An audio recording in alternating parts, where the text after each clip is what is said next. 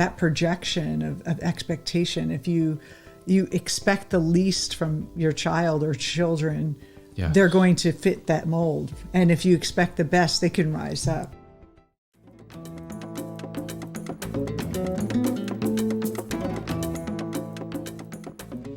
Hello, everyone. Welcome back to another episode of Soul Sessions. I'm Debra Berndt Maldonado, and I'm here with Dr. Rob Maldonado. Great to be here. And we are introducing a brand new series this month about mental health, which I think is really important. Big crisis going on right now. And we're going to talk about mental health for children, mental health for women, mental health for men, and how it's different. And then also, what's the future of mental health? So the next 4 episodes, we're going to dive into this topic. But before we get started today, I do want to remind you, if you haven't subscribed to our channel, if you're watching us on YouTube, there's a little button here in the corner. You can click on it and subscribe and make sure you get every video that we post in the channel. And if you're listening to us now on podcast services like iTunes or Spotify, make sure you subscribe to our channel as well. And if you feel called, give us an honest review. We'd love to get those reviews as well. That helps bring more people to our show and spread the message. Absolutely. So today, the topic is how to raise emotionally balanced children.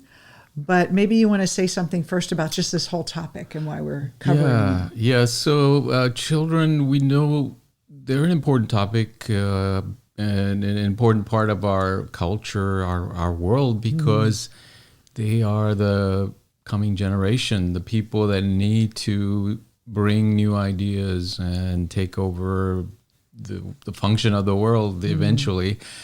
And we need to take care of them. We need to use what we know. And we know a lot about the brain now, but it hasn't filtered down to the everyday work, right? Where teachers can use it, where doctors can use it, where even psychologists and coaches can use this information.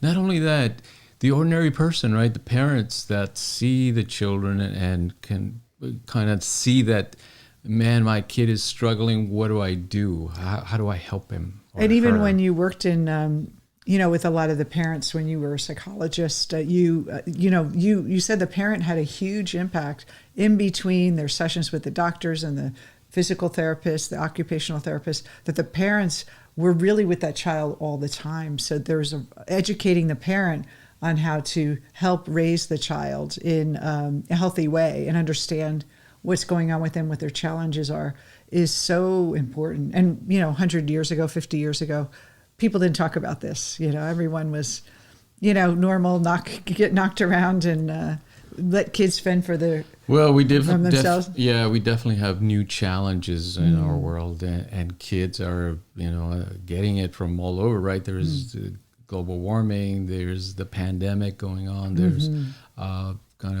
they had to miss a couple of years of school. The internet is bombarding them with corporate messaging, all these stressors, right, that are kind of coming at them. But instead of talking about kind of the problem, let's say, we wanted to offer you something different. And it comes from this incredible research paper. It's once in a while, people do these meta-analyses or meta-analyses that look at the overall research. In other words, what's going on in the field of child development, brain science, and education, and putting it all together and kind of distilling the important parts of that. So you don't have to read all the research. You could just read the Cliff Notes. That's right. It's simple. Very nice. But then you need to read those papers. Even the summary can be challenging for people to read, to understand, because a lot of clinical language.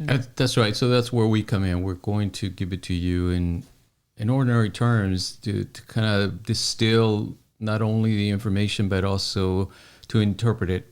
What does it mean for the possibilities moving forward?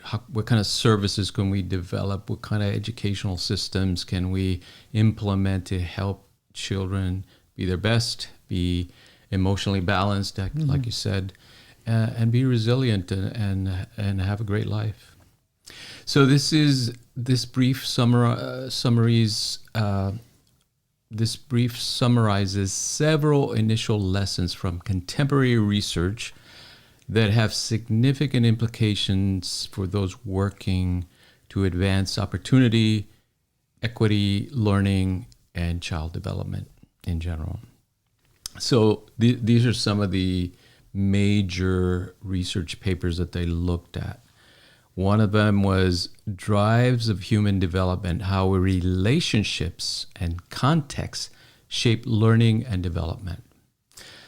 The second one was Malleability, Plasticity, and Individuality, How Children Learn and Develop in Context. And then the third one, Implications for Educational Practices of the Science of Learning and Development. Okay. So pretty heady stuff. Yeah, that sounds a little heavy. So let's distill it down. So basically, how they learn. How they learn, how the brain develops, what is the potential inherent in the brain, and then how best to apply learning therapeutic services to help children. Okay. And so we're talking about all children. We're not talking just about children that were diagnosed with some kind of mental health challenge. Like there's a lot of ADD and autism and, learning disabilities like dyslexia. We're talking about every child. Children have anxiety. The anxiety level has been... Children of all ages, like some people say. Yeah. And some of us are still children. But every child has their challenges. Every child has emotionally imbalanced sometimes and even depression, and they don't really explore that. One of the things you told me when you were working with children with disabilities, that a lot of times they see the label as the disability and then they disregard all the other things, comorbid elements in their psyche, like depression, and so they don't even think about those things. Or anxiety, they're thinking, okay, let's focus on this one area. And so when we look at our children, we have to see them as these little human beings that have feelings and can get sad, can get depressed, can have a lot of things that adults experience. Absolutely. They're not as, like, just because they're playful and they may not be able to articulate it. Is that really the issue, is that the children don't know how to communicate how they're feeling? That's a big part of it. And also that what we typically think of anxiety or depression doesn't show the same way or doesn't manifest the same way in children. They have a different presentation than an adult would have. Can you give an example of that? Yes, but I want to get to the research. Okay, and then I just want to know what the difference is. Yeah, in general... Inquiring minds want to know. Right. So in general, for example, depression in an adult, we all know what the presentation is, right? The person loses interest in pleasurable activities. They might have changes in appetite. They don't want to eat, or they're overeating too much. Their sleep patterns are altered. They might not be able to get to sleep, or they're sleeping too much. And then they feel depressed, right? They feel isolated. Low, you don't want to be around people. Yeah, low energy, not really wanting to participate in life that much. Children, very different presentation. They might be aggressive. They might be acting out. Like a bully, almost, like bullies. Maybe, yeah. They might have eating and sleep disorders or problems. But it'll present very different. They might not want to go to bed when it's bedtime. They might want to stay in bed too long, those kind of things. Okay. Interesting. Okay. Well, let's see. You say there's some good news. Yeah. So again, this is what we know, because a meta-analysis looks at a huge chunk of research from different areas, different fields, and kind of puts it all together.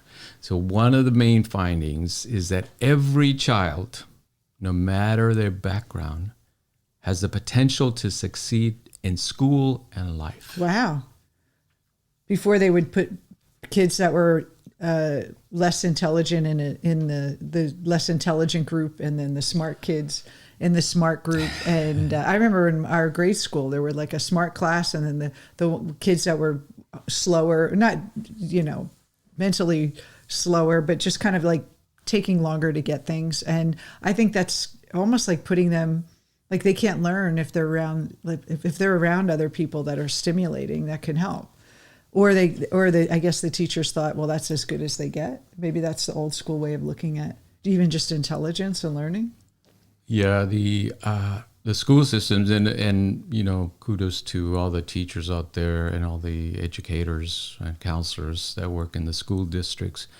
We know you guys work hard, but the system, the bureaucracy of education is detrimental to children's development. Mm-hmm. It's not really helping them become the best possible human beings they can become, because it is antiquated. It is based on, they base it on testing, on these rote memory procedures. Isn't it like things. During the time of the Industrial Revolution, with more kids starting getting educated, and the public system was brought where everyone can get educated, not just the wealthy people having a free schooling for the government can run, but the whole idea was to get them to work. So it's about creating discipline and learning, basic skills so they can go and have a job. Well, it certainly was when I was going through school, right? They would tell us, stay in school, study so that you can get a good job. Nothing wrong with that, right? But that's not the aim of education. And what we know about the brain and the mind from psychology, from neuroscience, indicates that there are better approaches to helping children learn, to tap into their innate sense of curiosity, their interest in the world, and to help cultivate their interest in the world, their unique interest in the world. This goes back to Maria Montessori. Oh, yes. Most of you have heard the Montessori school systems. 1907. Yeah. Wow. In 1907, this woman, I think she started out as a physician and educator and teacher. She was way ahead of us, already thinking in terms of what does the individual child want to learn, and how can I design something that taps into that curiosity, right? As children, we want to learn, we want to explore the world. What do they do in school? They damp that. They throw a wet blanket over that curiosity, that creativity, and make you sit down, listen, learn the way we need you and want you to learn so that you can pass the test. Not very creative and not very conducive to that natural learning. So Maria Montessori, her schools are still around. Over 100 years later, people are still waiting in line to get their kids into these incredible programs. We definitely have role models already for how to create better educational systems. Piaget, the great, I think he was Swiss. He was a clinical psychologist who really put the cognitive development of children on the map. If you look at any cognitive developmental psychology book, his name is prominent in there. His idea was that the best way to understand children's reasoning and the development of their reasoning was to see things from their perspective. Again, you go back to very basic principles, that you put yourself in their shoes. How do they learn? What do they want to learn? What are they curious about? And you use those things to cultivate their mind. It's like meeting them where they are. I know that there was a lot of talk about. I never was a parent, so I didn't know this. But when the royal kids were born, the William's wife went down on the children's level to talk to them, and instead of leaning over, and everyone was like, "Ooh, that's not royal," that you shouldn't bow to the children. But there's something about that too, like meeting them at their level, and even when you were, you told me many stories of working with the kids with autism. The parents, you telling them to go into their world versus forcing the kid in your world, and how effective that was. Yes, that's right. There are many therapeutic interventions that use this principle in psychology. So it's well understood and well known, well documented that it works.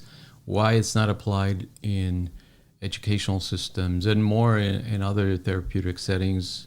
God knows. Well, also too, you always say to talk to them like they're an adult, like don't hide things from them, and treat them like they understand more than you think they do. So that's another interesting concept that maybe people don't realize. Yeah, so Piaget came up with this understanding of object permanence. Some of you who have taken psychology or Psych 101 might have heard about this. So object permanence doesn't develop until about the 18 months of age. Before then, when the child, when an object is shown to the child, they want it, right? Or they see it, they perceive it. But when it's blocked, let's say it goes behind something, to the child, it just pops out of existence. It doesn't exist anymore. Object permanence means that they understand, oh, the object simply went behind something. It's hidden from me. I can't see it, but it's still there. That understanding doesn't kick in until about 18 months of age. After that, kids start to understand. Symbolic thought, Piaget was the discoverer that kind of worked with kids and created these interesting little experiments to test kids' knowledge of symbolic thought. And what's an example of that? Yeah, so symbolic thought simply means that you can think in terms of a symbol that means something in actual life. So they take an object and it would have a meaning to the child, a symbol. Yeah, so to a child, like something that belonged to a parent, like that. No, well, so for example, if I ask you, what is justice? What is justice? Mm-hmm. Can you point to justice? You can't, right? There's no object that identifies justice, but it's a symbol of something that exists as a construct. Oh, so like saying that wasn't fair. Like a lot of kids will say, that's not fair. There's no object to point to, but there's a concept that they're starting to see. That's right. Okay. Yeah. And then logical thought. Yeah, logical thought means that you can kind of make sense of things in a cause and effect way, right? And use reasoning. Is that when they start telling these long You've stories about, been and then around this kids, happened, right? and then that happened, and then you're going on and on and on, and they tell you the whole story? So that's that putting together like a story and sentences and thought and Yes, understanding ideas and. yes. And what ages do that happen? I don't remember exactly in Piaget's model where that comes in, but that's the kind of research he was doing. He was looking at when do these things kick in childhood? How do kids acquire these skills? And then there was Erik Erikson, the stages of development, which we use in our training often. Very useful in thinking about identity. Erikson's idea was simply this, that as we grow, as we go through life, right, and we start to develop and grow up, we're always facing these challenges. And he thought of them as these crisis points. So they're kind of like developmental stages, though, right? Well, he calls them the stages that we. Yeah, it challenges us to come up with a response somehow, right? Yeah. That all of a sudden we get to school age and now we're thrown in with these strange kids that aren't our family. And our task, our challenge, or the crisis might be, where do I fit in? Where am I on the pecking order of hierarchy? Those kind of things. And then can I do, that you're graded, and can you be effective in your work, and, you're playing sports? Are you able to, put yourself out there and even initiate friendships and all those things when you're that young? Yes. And back to then the finding that every child, no matter their background, has the potential to succeed in school and life. This has to be one of the main principles that education and child developmental services are based on. That every child, no matter who they are, what their background is, should have an equal opportunity in the schools. And are you saying they don't right now, but they should? They don't. Yeah. But the research shows that they do have the potential, and we should start treating people like that. And I think also, if you have a child with a challenge, to not count them out because of it. It's that they have the same potential as their siblings who might not have this similar challenge. We know there was an important research experiment that was done where the teachers were told there was an advanced class of gifted and talented students and a special needs class of learning disabled students, but they switched it. The experimenters told the teachers that the gifted students were learning disabled or had learning disabilities, and they told the other teacher that the students with actual learning disabilities were the gifted and talented students. And they just sent them in there blind, and sure enough, the teacher that had the gifted students but had been told they were developmentally challenged reported they were having trouble learning. Their test scores were lower, and then the gifted people, the ones that were challenged, but the teacher assumed they were gifted, had higher test scores than they were getting before. And so it was just interesting how that projection of expectation, if you expect the least from your child or children, they're going to fit that mold. And if you expect the best, they can rise up. And that's, I think, the greatest role of a parent. And when we were growing up, parents weren't self-actualized, and a lot of them would, put down their children or the punishment and be very critical, but in a way that was the style of parenting back then, like a hardcore parent. You want the best for your kid, don't talk back. And now it's just, we have to watch how we speak to our children in a way that's more empowering, and then see them in our mind, not even without words, seeing them as their potential. Yes, expectation is a big factor, and also context, right? What the research shows is that the context, meaning the expectation in the classroom, the kind of the approach that the adults, teachers take to those children, kind of creates that reality for them. Yeah. So the second one, no two young people learn in precisely the same way. Now, intuitively, people have known this for a long time, right? That everybody has their different styles of learning. Howard Gardner, for a long time, came up with these different intelligences that we have. We don't have just one type of intelligence, but there are many, right? Some people are good at music. Some people are good at kind of understanding nature, working with animals. Compassion. Some people have just a gift for compassion. Other people are good at math or sports. Others at language, and so or math. To kind of narrow intelligence down to a set of math skills and language skills, it's a crime, really, because you're giving the message very early on to children that they are not intelligent, that they, for some reason, are not as intelligent as the next kid. And those things stay with the child for the rest of their lives if it's never corrected, right? If it's never understood properly. So no two young people, no two children learn in precisely the same way. How can we integrate this principle into schools, into therapeutic services? Parenting too, parenting. When you're teaching your kids, one child will learn a different way than another child, or have interests in different areas. Yes. And you want to foster them and cultivate them for the child if they're interested in something. Yes, and this comes from brain research. So it says brain development and learning do not proceed in a straight line, and neural connections uniquely zig and zag as they are created.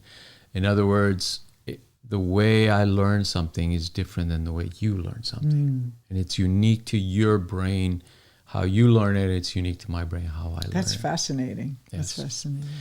So the implications for that, again, is to think of people as individuals, not here's the test or here's the curriculum and we want everyone to learn it the same way, the same speed. And get to scored memorize. the same way. Yes, yeah. The third one, children's ability to learn is strongly intertwined with their social, emotional, cognitive, and physical needs. This concept is obvious to any teacher who has tried to teach hungry, anxious, or distressed children. So this is where the mental health comes in, where we want to, how the child's development, their intellectual development, and also emotional development can be impacted by different stressors in their life. Yeah, I think it's the concept that it takes a village. Mm-hmm. In other words, you cannot just send everyone to school, to the same classroom, and expect them all to come prepared to be ready to learn the same material in the same way, because they're coming from different environments, right? If a child is hungry, if a child is coming from a chaotic home situation, if a child has to get up at 5 a.m. to get to the classroom, all these things, they're not going to be able to absorb the information. And also, too, I think a lot of it is, kids even younger now have this, like the personas of what clothes are cool. And then some children don't have their parents don't have the money to give them a lot of variety of clothes. So they wear the same clothes over and over. And there's like kind of a social stigma to being cool or to be a certain way. And that causes a lot of social stress on the children as well, to kind of fit in or feel like they can be a part of a social group even. And so that causes a lot of stress, isolation, depression.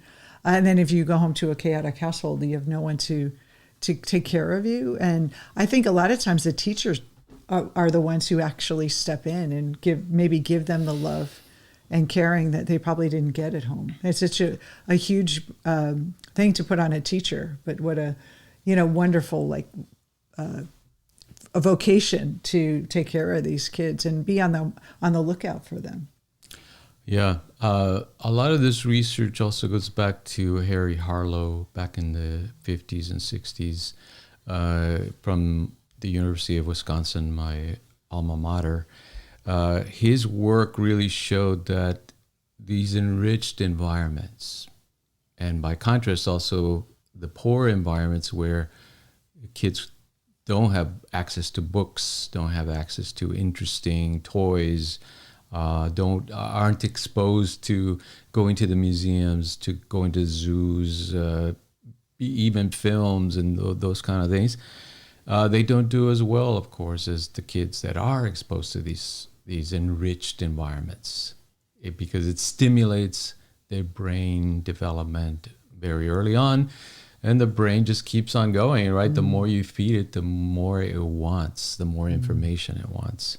So the answer is, to be successful, education systems must consider and address the full range of children's social, emotional, and cognitive and physical needs. And I don't think they do right now. I mean, I guess the school counselors are the ones who take care of the emotional needs of the child. In many schools, yes. Mm-hmm. We work with a few school counselors, and they do great work, right? Because they serve to kind of catch those kids that are falling through the cracks. And helping the parent, counseling the parent on how to work with the child. Yes. Do you want to And then the down? last one is, the environments, experience, and cultures of young people's in a young person's life are more influential than their genes. Yes. Now that is huge, because a lot of people use, genetically, you're only at this level of IQ, or your family has, limitations because of genetic, and even some mental illness and physical illness passed down from genetics. disabilities and things like that. And so everything's genetic, and then this is blowing that out of the water, meaning if you have the right environment and expose the child to culture and experiences, that has such a bigger value. And I think it's what they talk about it with epigenetics, is that you're turning on new genes. So again, that every child, no matter what background it is, has the potential. We have to, I think that's the bottom line for this episode, is really that we don't want to box people, especially children, into a diagnosis and limit them and then have assumptions about what's possible for that child.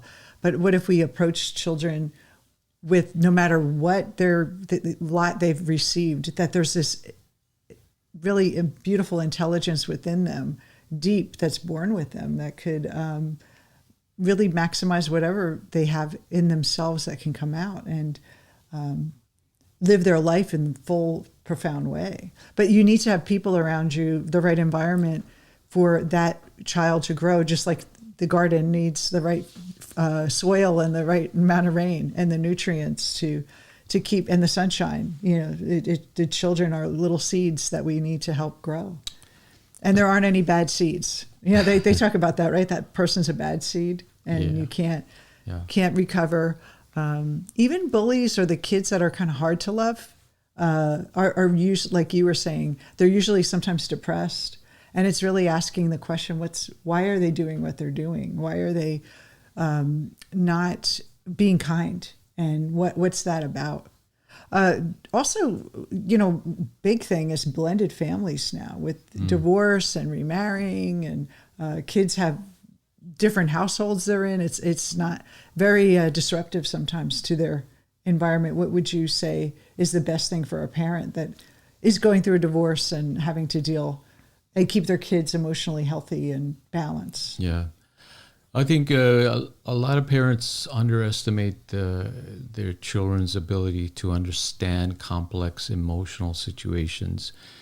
Children, if you explain to them, of course at their level, but if you're open with them and you explain that, yes, we're going through this transition, and these are the things that suck, and these are the things that are possible for us, they do a lot better than if you hide that from them, right? If you try to shield them from what's really going on, because often they'll imagine the worst instead of being clear as to what's going on and what are the challenges that we're facing.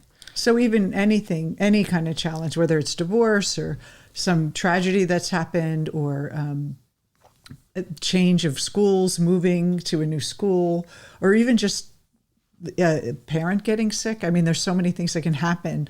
A best friend moving away, these little things that as an adult we see as these little things, but to a child, it could be the whole world to them. And when you say it would be best to ask them, the child, how they feel, and be open and keep that communication open versus assuming the child is fine. Assuming the child, if I don't bring it up, then it won't I don't want to trigger the child, which actually is worse than actually being direct and saying, how do you feel about this? Oh, very much so. So and this one, of course, also goes back to that nature-nurture debate that's still going on, whether it's the genes or it's the environment that creates the individual. So in the past, and even today in many places, a child's genes have been treated as their destiny. But genetics turns out to be less important to a child's development than epigenetics, the science that studies which genes are activated by environments and how experiences within these environments influence the way genes are expressed and shape the physical and behavioral characteristics. So it's a two-way street, right? Epigenetics essentially says we are born with a certain predisposition and inherited from our parents and our great-grandparents. But the environment that we're in determines a lot of what is expressed from that potential or what is not expressed from that potential.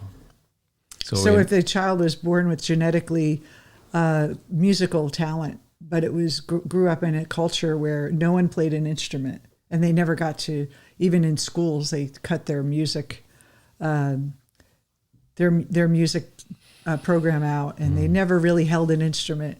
That part will never be realized because you need the environment to interact. Absolutely. There's one more. That wasn't the last one. The last one, yeah, sorry. This is a bonus one. Is the human brain is remarkably malleable and can be changed by strong supportive relationships and conditions they create.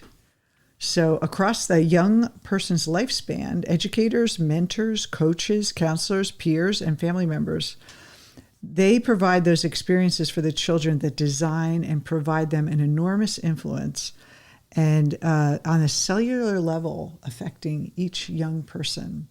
So again, like you said, it takes a village. I think it's also a parent should take responsibility for the environment in the household.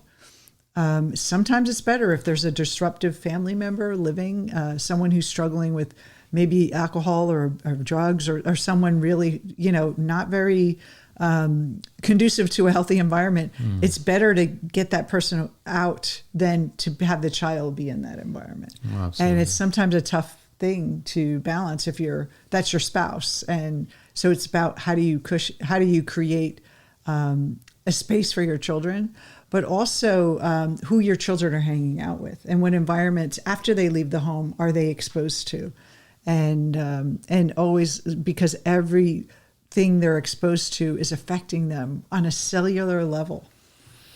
Yes. Of course, this understanding comes in big part from neuroplasticity, or the discovery and the understanding of neuroplasticity. So this is a great understanding because what it says is that it doesn't matter what you were born with, and even if you've been injured or you have some kind of genetic or learning disability or any kind of problem with your brain, right, that stems from the nervous system can adapt. It's flexible. It's malleable. It will respond to proper environmental conditions. In other words, we can use the environment to correct or to help the child develop the skills they need to catch up or to express as much as possible of their intelligence. And so bottom line is that what resources do parents have to help their children? And, a lot of people think, well, they're the counselor at school, you can read books on it. But also, one of the new growing ways is coaching. There are a lot of parenting coaches now where they're not diagnosing your child or prescribing medication, but they're actually helping you understand the psychological development of your child and what would be helpful for them.